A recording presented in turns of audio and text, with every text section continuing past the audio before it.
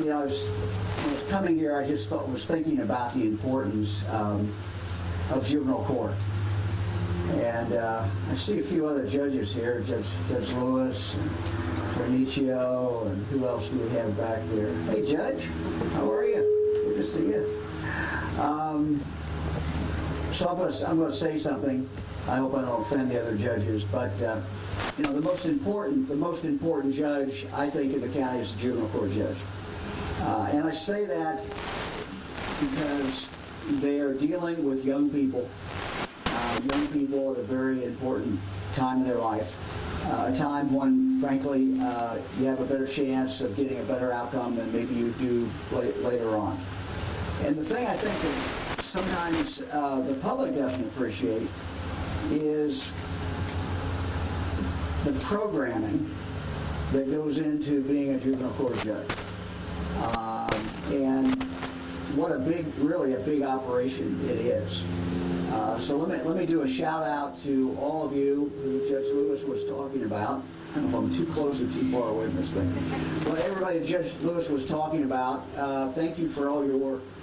This is a great task. So very, very important. I started, as Judge Lewis said, I started my career as an assistant. What am I doing, Judge Lewis? You didn't have a problem with that, so I don't know. I started my career as an assistant county prosecutor, and I walked in the first day. I was 25, and Can you take like one step? one step this way. Yeah. That's Okay, good. I knew there's a sweet spot here somewhere. I just was looking for that sweet spot. But I walked into, 25 years old, right out of law school, didn't know anything, and walked in, and they handed me a file and said, go down to Judge McAllister's court in juvenile court. And he was a juvenile court judge, and I was that day representing Children's Services. And so, we have been blessed, truly blessed over the years with some amazing juvenile court judges. If you look at Judge Hagler, for example, really started a lot of the programming, made all that difference in the world. Judge Hutchison, Judge Tornicio, Judge Lewis, we've been very, very, very blessed. And again, it's so very important who is the juvenile court judge. She or he and their team really impact kids' lives and change their lives.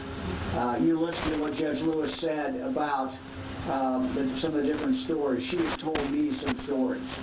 And each story sort of breaks your heart, but also gives you inspiration. And the inspiration is that some of these stories, a lot of them, could turn out okay. And that young person goes on in their life and gets married and lives a life, and a productive life, and gets to live their version of the American dream. So to Judge Lewis and to all of her team, thank you. Thank you for all that you do, and you make a difference, a big, big difference in the community.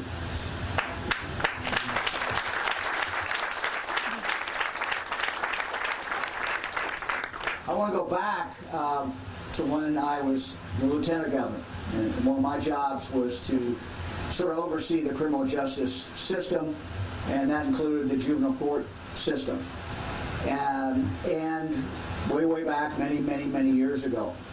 But in those days, we were dealing with literally thousands of young people in the juvenile system at the state level. And they were incarcerated at the state level. And what judges told us then was this: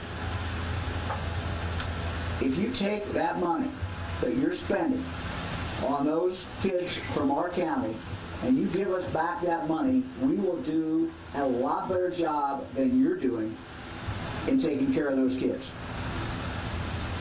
And we believed him. And so we did something called Reclaim Ohio.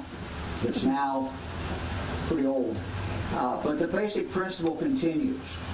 Brian, how many people do you have at the state level now? 400. How many? Exactly 400. 400. So we've gone from 3,000 down to 400. And so you've got most of these kids back at the local level. And when you listen to Judge Lewis, when you walk through, when you talk to some of her team, you'll hear the stories about how they help these young people. I've been involved in government politics for a long, long time. And the longer I'm in it, the more I'm convinced that local is better. That if we can deal with our problems at the local level, if the state doesn't get in the way, if the state helps, if the state does what it needs to do, but lets local judges, in this case, make the decisions, and her staff making the decisions, we're a lot better off than housing these kids throughout the state in state institutions. So we believe that. We believe it very, very firmly, and that really is the principle that we operate under, not only in regard to children's services, but in so many other aspects. I don't want to start giving a bunch of shout-outs here today because there's so many people that make a difference, but I've gotten to know your health department very, very well, and thank them. They've worked extremely hard. I want to give a shout-out to Children's Services. Nobody works harder. No one has a tougher time. These are caseworkers who go out every single day, try to protect kids, try to make decisions, help make decisions, help the court make decisions of what's in the best interest of the child. Our CASA folks back there, I never can figure out, Amy, whether it's CASA or CASA, but I pronounce it both ways. But we see that work where they advocate for children. And so thank you. Thank you for those volunteers. Thank you for the people who are taking their time to focus on kids and to advocate for kids. So I'm going to let the director come up here. Director Dees, come on up. All right, come on up here.